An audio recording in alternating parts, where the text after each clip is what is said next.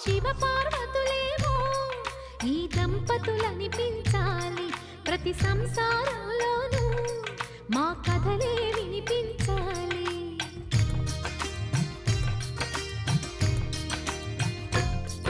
ఆ సిరిని శ్రీహరిని మా జతలో చూపించాలి, శ్రీకాంతుల కొలువంటే మా కాపురం అనిపించాలి. మా ముంగిలిలోన పున్నమి పూల వెన్నెల విరియాలి, మా చక్కని జంట చుక్కల తోట పరిపాలించాలి.